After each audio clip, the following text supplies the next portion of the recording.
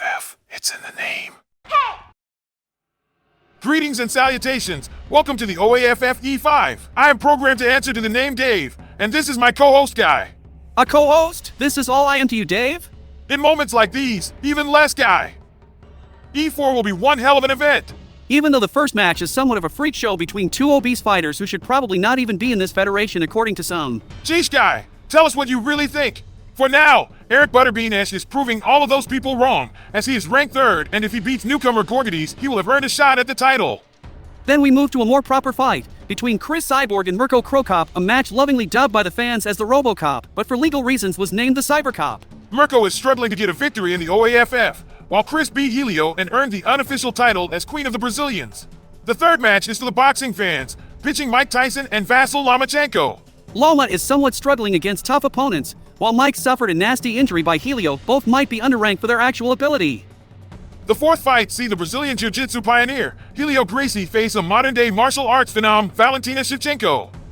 It's a clash of generations, where the ground game meets striking prowess. Valentina so far has 0 victories in the OAFF, but she is only ranked 8th because both Merco and Mike are missing a fight due to injuries, and Gorgadze is an emergency signing by the OAFF to avoid another event with just 4 fights.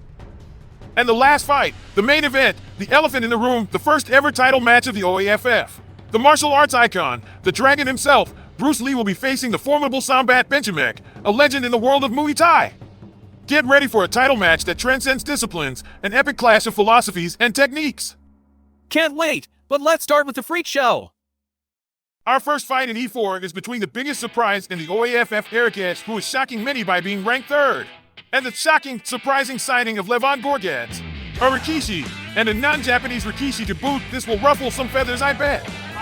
Ladies and gentlemen, get ready for a fight like no other. The legendary Eric Butterbean Esch, a knockout artist with a heart of steel, faces off against the mighty Levan Gorgadze, the Rikishi-turned-professional boxer. Butterbean, a true icon in the world of boxing, is known for his explosive power. He's faced some of the toughest opponents and delivered knockouts that resonate through the ages. Can he land one of those trademark haymakers tonight? Tochinoshin Tsuyoshi, a former sumo wrestling champion, brings a unique skill set to the ring. His strength is unmatched, honed through years of grappling in the sumo dohyo. Will his sumo techniques play a pivotal role in this fight? It's a classic matchup of styles, Butterbean's brawler mentality against Tochinoshin's disciplined sumo techniques. Can the seasoned boxer weather the storm of Tochinoshin's powerful moves? Or will the sumo wrestler succumb to the relentless pressure of Butterbean? Butterbean is known for his devastating hooks, while Tochinoshin's sumo background suggests we might see some unconventional moves in this bout. Like falling flat on his face? Or something like that. Tochinoshin is displaying an impressive blend of agility and strength, making it challenging for Butterbean to land those heavy shots. I did not expect that. Showing off on his debut, doing one of those crotch displaying moves the Rikishi used to attract a mate with. What a wonderful display of natural human behavior. I think you need to upgrade your data.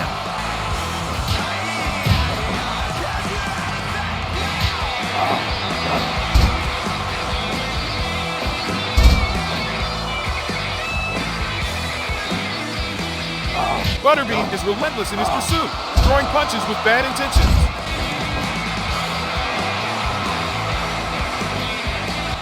Tochinoshin, however, remains composed, showcasing his resilience.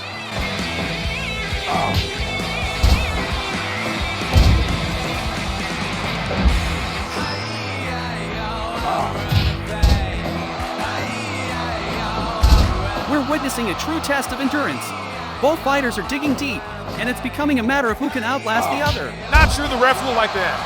Despite Esch's attempts to get the crowd going, points were deducted for excessive resting.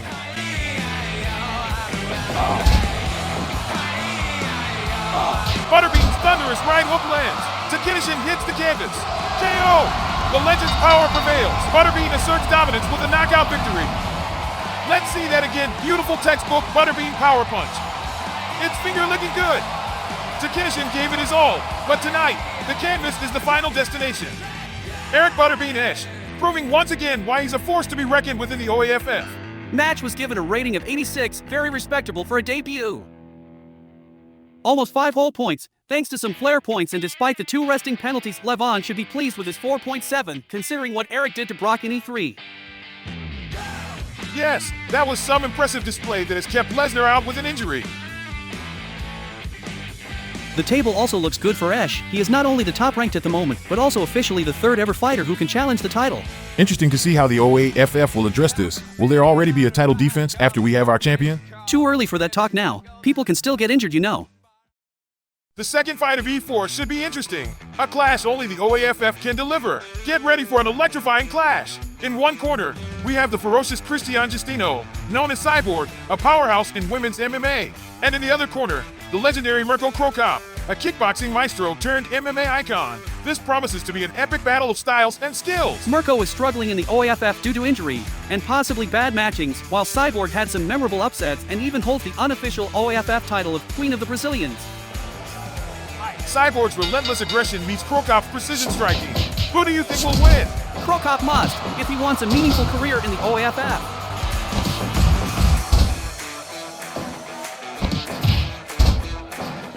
Merco is bleeding again. This man is cursed by injuries in the OAFF. Yes, he bled in all his fights and of course, the actual injury. This is not looking good at all for Merco. He should connect more with his kicks if he refuses to engage on the ground.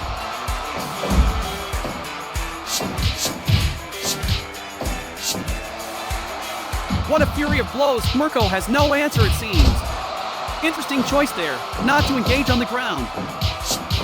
Maybe she saw Mirko's fight against Tyson and decided he was more vulnerable to striking?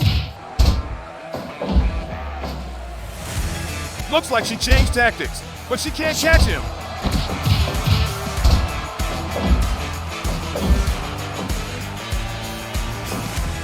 Finally a takedown! Cyborg's grappling versus CroCop's takedown defense, a pivotal aspect in this matchup of who will dictate the ground game. I am just surprised it's up for debate, considering Cyborg's BJJ background.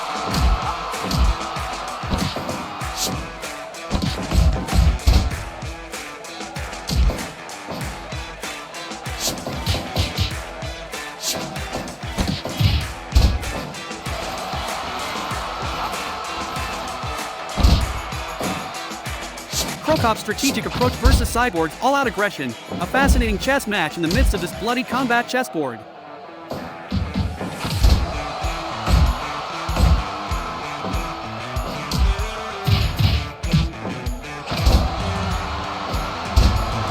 Justino is putting herself on full display here, striking, kicks, and now groundwork.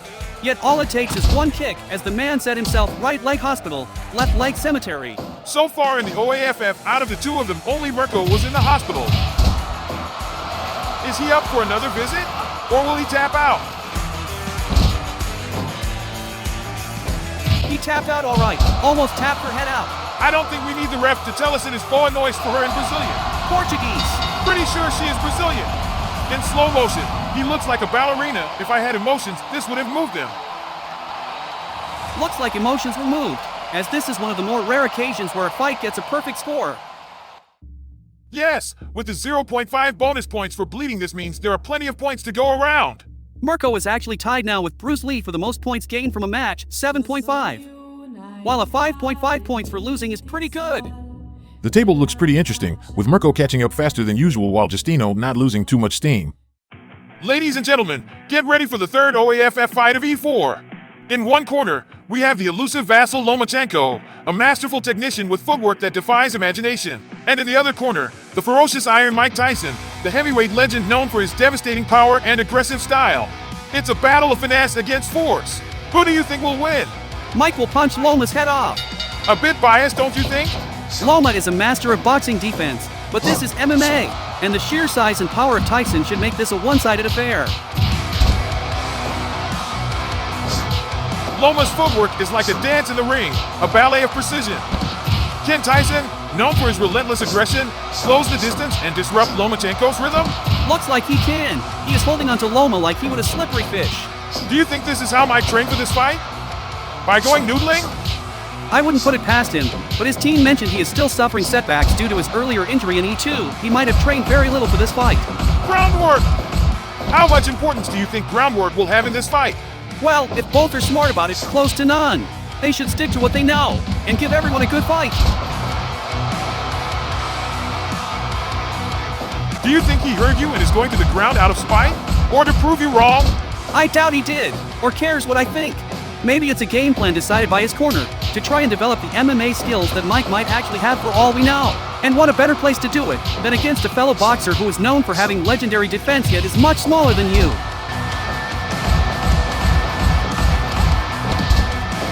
Tyson is stalking, looking to unleash those thunderous hooks, but Lomachenko's lateral movement is keeping him at bay.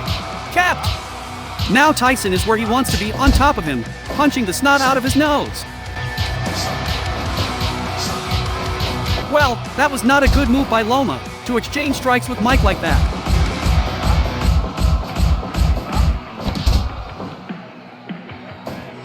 And look at that, even ground defense for Mike.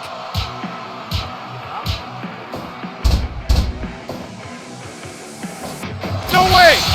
Mike dislocated his arm badly. The ref is calling it. Loma won by punch to the shoulder on the ground. I did not see this coming at all. Let's take a closer look. It seems the E2 injury Mike suffered from the hands of Helio Gracie did not fully heal, and he was forced to tap out to Loma. Looks like no one was happy about that. A rating of 87 won't see them splitting too many points. Just 5.35 and 4.35. While Mike picked up a second injury in the OAFF, such bad luck will see him struggle to get anywhere. A very sad day for Tyson. This fight has very little influence on the rankings as well, other than Mike establishing himself in the lower echelons due to injuries and Loma cementing himself firmly in the middle rankings. Ladies and gentlemen, get ready for an extraordinary showdown that transcends weight classes. In one corner, we have the Brazilian Jiu-Jitsu pioneer, the master of ground combat, Helio Gracie. And in the other corner, the modern-day martial arts phenom, the queen of bullet time, Valentina Shevchenko. It's a clash of generations, where the ground game meets striking prowess. Helio Gracie, the Brazilian Jiu-Jitsu legend, known for his groundbreaking contributions to mixed martial arts, faces the dynamic striker Valentina Shevchenko. Shevchenko's movement is mesmerizing, making it difficult for Gracie to predict her strikes. Can Gracie take the fight to the ground and showcase his legendary grappling skills? Is Valentina teasing Helio with this takedown? Maybe she feels she has something to prove, but Helio had none of it and got out of her submission with ease. Shevchenko's counter-striking is on display, making Gracie think twice before closing the distance. The striking clinic versus the calculated grappling, it's a duel of contrasting methodologies.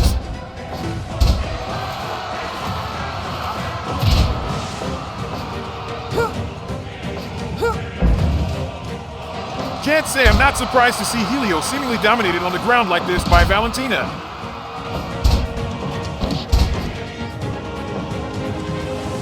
Shevchenko lands a head kick. Gracie felt the impact. This is the danger Helio faces, a striking dynamo with the ability to end the fight with a single strike.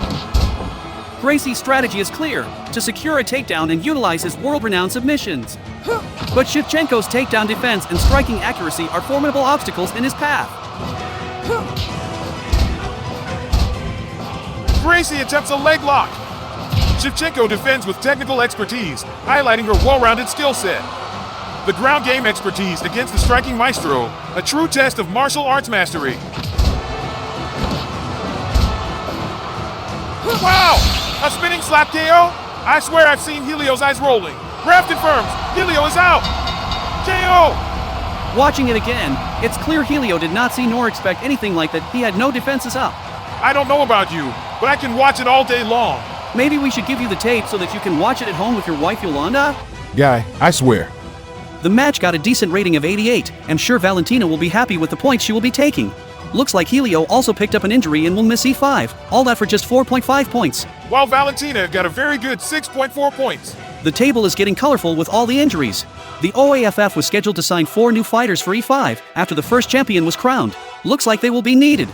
It's also interesting to see that the difference between Valentina and Helio is just 0.9 points at the end of the day. And a KO. Can't wait for the next fight, as it will be the 2 contenders fighting for the first ever title. Either Bruce Lee or Sombat Benchamek. Ladies and gentlemen, welcome to a historic night for the OAFF. For the first time in its history, the title is on the line. The 2 contenders have truly earned the privilege, both having secured a minimum 3 victories needed, and with style, might I add. We have the martial arts icon, the dragon himself, Bruce Lee, facing the formidable Sombat Benchamek, a living legend in the world of Muay Thai. Get ready for a title match that transcends disciplines, an epic clash of philosophies and techniques. Bruce Lee is not holding back, starting with his signature moves and fast-hitting combos. Look at him fly! The confidence! He is toying with Benchamek, and the hospital is full of people who made Bukawa angry. Sombat Benchamek, with his devastating kicks and clinch mastery, poses a unique challenge for Bruce Lee. Can Lee's lightning-fast strikes find their mark, or will Sombat's traditional Muay Thai techniques prove too much?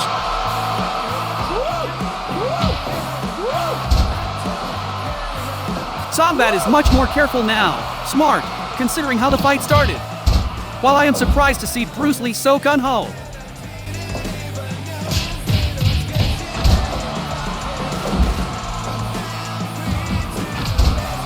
The stage is set for a showdown between Chi Kyun-do and Muay Thai. Lee's philosophy of adaptability collides with Sombat's tradition of 8 limbs. It's a battle of innovation versus centuries-old discipline. Ouch!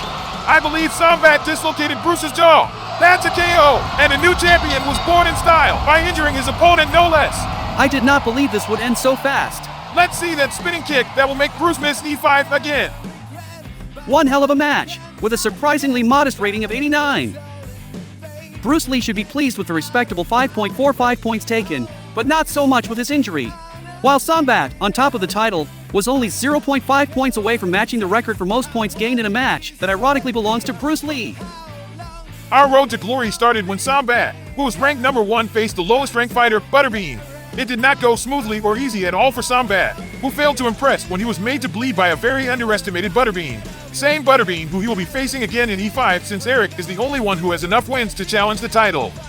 This led to his removal from the main event in E2 where he faced Vasyl Lomachenko, a fight where Sombat struggled at times, but managed to pull a stylish victory. Then in E3 he faced another tough opponent, Valentina Shevchenko, another dynamic striker who put on a great fight that he ultimately managed to beat with a KO. So far the only one who has a perfect 4 out of 4 KO record. A truly worthy first champion if you ask me. A very nice summary, Dave. Now if you will allow me to look at the table, boy has E4 shaken things around. First of, we have our first champion and the first title defense grudge match in the making. Eric Esch is the only fighter besides Bruce Lee, who technically was given a shot at the title in this match, who earned the right to challenge a champion. And what a fight that will be! Eric won't walk away from the opportunity, while Sombat is clearly out for blood, literally, because Butterbean made him bleed the first time he main event on his debut. It's the type of thing fighters don't forget. And speaking about forgetting, let's hope we don't forget about Mike Tyson's career, because he just picked up another injury. The only one so far to do so. Such bad luck for such a formidable fighter. In fact, E4 was the most injury-prone so far, with 3 injured. Tyson, Lee, and Helio. We wish them a speedy recovery. 2 more fighters who are 1 victory away from a title challenge are Loma and Chris Cyborg, so that is another thing to look for in E5. E5 is shaping up to be quite the spectacle. Indeed, guy. And let's not forget about the new blood. I was told at least 2 new faces will make a debut, Kevin Randleman and Rose Namajuns, with a possible 2 more. So I'm personally very excited for E5 and hope to see all of you there as well. And welcome to the best part of these shows, the behind the scenes commentary with the creator of this mess, me, Oga. And once again I'm sick, so I actually have time off work to actually sit and record this. It seems that a lot of normies have discovered the OAFF and they're somewhat rudely asking what the f is this? So I guess it's time to try to address this question. I guess it started as some kind of experiment, a proof of concept to see if the free tools like ChatGTP or something like that can generate interesting commentary. And since I was a fan of FirePro, I decided to try and use it and generate some lines and show friends and colleagues the result. I was secretly trying to convince or convert an indie developer to try and use AI generated commentary in his games. And it quickly devolved into me having lots of fun. And then slowly, after playing FirePro for years now, I just discovered the lovely universe of eFeds. There are people who are running eFeds, I guess it stands for Electronic Federation, for decades now. They are usually very similar to the WWF or such organizations. It inspired me to try and make my own eFed, I guess. And now the longer version of the answer is what sets the OAFF apart from the other eFeds. I guess there are 6 major things that do that. One, it's simulating MMA. which isn't such an easy thing to do for a game based on simulating wrestling. Also, not everybody's cup of tea. I'm referring to people who play Fire Pro. Yes, from the start I just shot myself in the leg because, but who knows, maybe people will like it. The second point is my CPU logic that goes against the mainstream and accepted version of things, of having long entertaining fights, because I'm trying to simulate a what if scenario if there was actually something like a Kumite-like federation with no rules, with just one round and basically everything goes. So if I'm trying to simulate it more realistically, people will just gas out after 3 minutes. That's why in reality people invented rounds, to give at least the lungs some time to pump in more oxygen into the body. But screw reality or the welfare of the fighters, because these are just pixels. And on top of that, depending on the personality, fighters might just start with their main arsenal and just totally skip the filling out the opponent phase, which again, depending on the fighter, means that they will just gas out even earlier. And on top of that, the later stages are filled with less powerful moves and more mistakes, like less ideal versions of takedowns, punches, kicks or whatnot, with the end result being much shorter and more violent fights. And this literally goes against what most people are trying to do. Most of the tutorials I've been reading and watching are about how to make them last longer in the ring and make it more entertaining.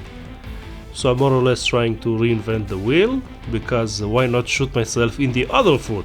And the third point is that I'm trying to simulate real fighters, or at least how I see them. Who gets chosen is also totally random, because I just made a list of like 100 fighters and then let the AI randomly choose some of them. So if your favorite fighter isn't here, blame RNGesus, or leave a comment and I will probably add him or her. And the fourth point is unpredictability.